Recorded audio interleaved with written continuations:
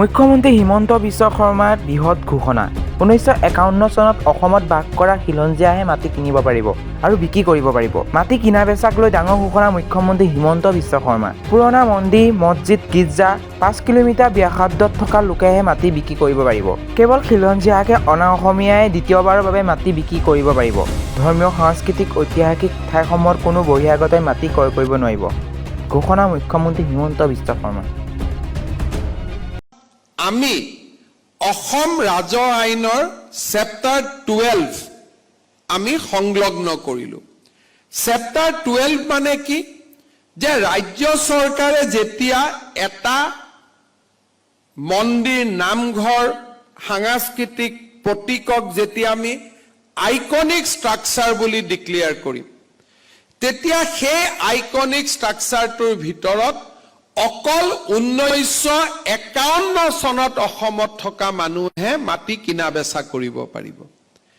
আৰু 1951 চন মানে গুৱাহাটীৰ 1951 চন হলে নহব, সেই অঞ্চলটোৰ 5 কিলোমিটাৰ ব্যাসাৰ্ধৰ 1951 চন হ'ব লাগিব।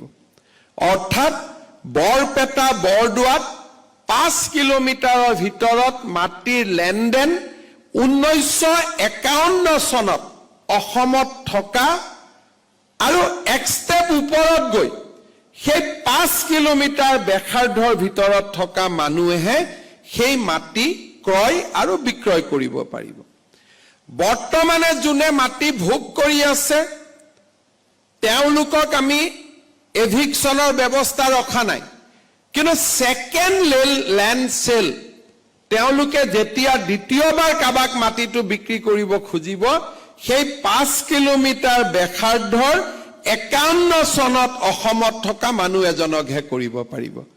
অৰ্থাৎ হয় মাটি তেওঁলোকে নিজৰ লগত ৰাখিব লাগিব, নহলে খিলঞ্জীয়া মানুহ এজনক সেই মাটি তেওঁলোকে দিব লাগিব।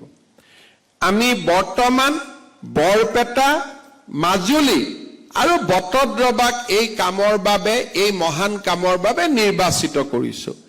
আইনখন গ্ৰহণ কৰাৰ পিছত মই নিজেই আচৰিত হৈছো যে আইনখনৰ প্ৰয়োজনীয়তা, আইনখন লোৱাৰ আগত যিমান মই ভাবিছিলো, আইনখন গ্ৰহণ কৰাৰ পিছত আইনখনৰ প্ৰয়োজনীয়তা মই আৰু বেছিকৈ কৰবাত নহয় কৰবাত অনুভৱ কৰিছো।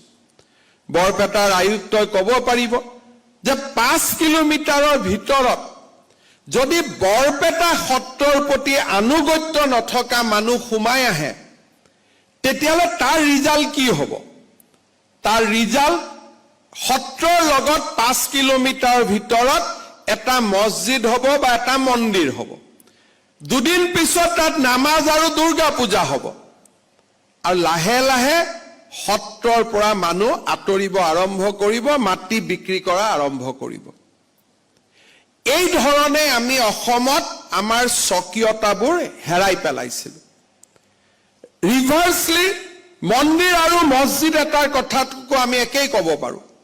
যদি এটা মছজিদৰ 5 কিলোমিটাৰ ভিতৰত এটা দুৰ্গা পূজাৰ মন্দিৰ হয়, সিও হয়তো ইছলাম ধৰ্মৰ লোকসকলে তাকো ভাল নাপাব।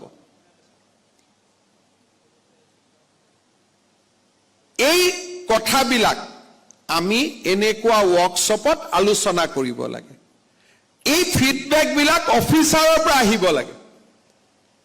কিন্তু আজি এনেকুৱা ধৰণৰ আইন চৰকাৰৰ পৰা আহিছে, অফিচাৰৰ পৰা ফিডবেক অহা নাই।